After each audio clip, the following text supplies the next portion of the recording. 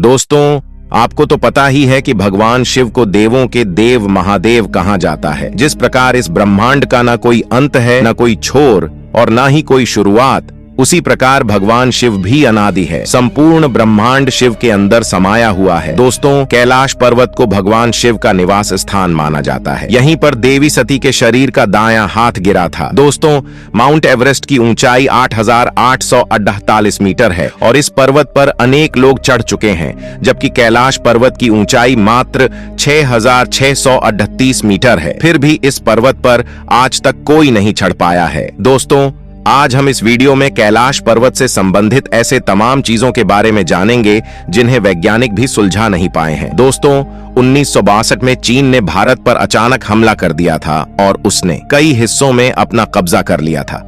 कैलाश को भी उसने अपने हिस्से में कर लिया था। इस वजह से कैलाश पर्वत अब चीन के क्षेत्र में आता है। जितनी बार भी चीन ने कैलाश पर्वत पर चढ़ने की कोशिश की है, असफल रहा। चीन ने 2001 में फिर से इस पर्वत पर चढ़ने की कोशिश की। इस बार चीन अकेला नहीं चढ़ा, बल्कि स्पेन भी उसके साथ था। दोनों देशों ने इस पर्वत पर चढ़ाई करने की कोशिश की, परंतु इस बार भी वे असफल रहे। रूस के एक पर्वतारोही सर्गे सिस्टगो ने बताया कि जब मैं कैलाश पर्वत के बिल्कुल सामने था, तब मेरा दिल तेजी से धड़कने लगा। मैं उस पर्वत के बिल्कुल सामने था जिस पर आज तक कोई नहीं चढ़ सका, और मन में क्या ख्याल आने लगा कि मुझे यहाँ और रुकना नहीं चाहिए। फिर जैसे जैसे मैं नीचे आता गया, मेरा मन हल्का होता गया। दोस्तों, 19वीं और 20वीं सदी के शुरू में कुछ पर्वतारोहियों ने इस पर चढ़ने की कोशिश की और भी अचानक से गायब हो गए। हालांकि कहते हैं कि एक बौद्ध भिक्षु मिलरेपा ही कैलाश पर्वत पर चढ़ने में सफल रहे हैं। वह इस पवित्र और रहस्यमयी पर्वत पर जाकर जिंदा वापस लौटने वाले दुनिया के पहले इंसान थे। दोस्तों, कहा जाता है कि जिसने कभी कोई पाप नहीं किया, केवल वो ही कैलाश पर्वत पर चढ़ सकता है। दोस्तों, कैलाश पर्वत पर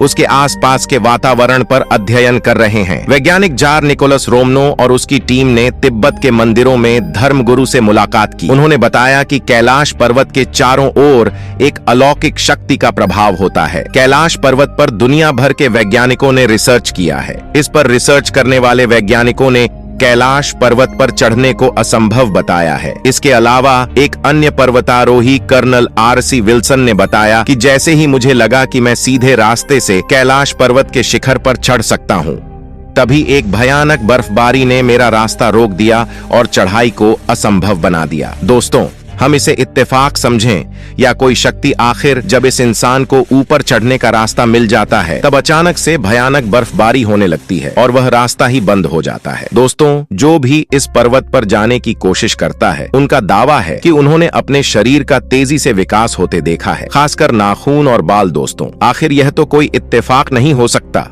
और फिर अचानक से ऐसा कैसे होने लगता है? नंबर 2, दोस्तों, यह दावा किया गया है कि कैलाश पर्वत के ऊपर 7 तरह के प्रकाश आसमान में चमकती हुई देखी गई है। नासा के वैज्ञानिकों का मानना है कि ऐसा यहाँ चुंबकीय बल के कारण होता होगा। नंबर 3, कैलाश पर्वत मानसरोवर झील के क्षेत्र में निरंतर ओम और डमरू के बजने जैसी आवाज आती रहती है। वैज्ञानिक मानते हैं कि ये बर्फ पिघलने की भी आवाज हो सकती है। चलो, मान भी लेते हैं कि शायद इन सब के पीछे इसका हाथ है, लेकिन आश्चर्य की बात है कि इस पूरे पर्वत पर प्राकृतिक तौर पर ओम की आकृति बनी हुई है। यह आकृति यहाँ हर साल पड़ने वाली बर्फ से बनती है। दोस्तों, एक रूसी डॉक्टर का यह भी दावा है कि एक छत की खामोशी में बाहर की भी एक अजीब तरह की फुसफुसाहटों की आवाज सुनाई देती है। उनके टीम को ऐसा लगा कि इस पर्वत के अंदर कुछ लोग रहते हैं। दोस्तों, इन सभी बातों को अनदेखा नहीं कर सकते कि अचानक से नाखून और बाल का विकास होने लगता है, और जब कोई इंसान वहां पहुंचने वाला ही होता है, तब अचानक से भयानक बारी होकर उसका रास्ता बंद हो जाता है। दोस्तों, मेरा मानना है कि जहाँ स्वयं महादेव हो,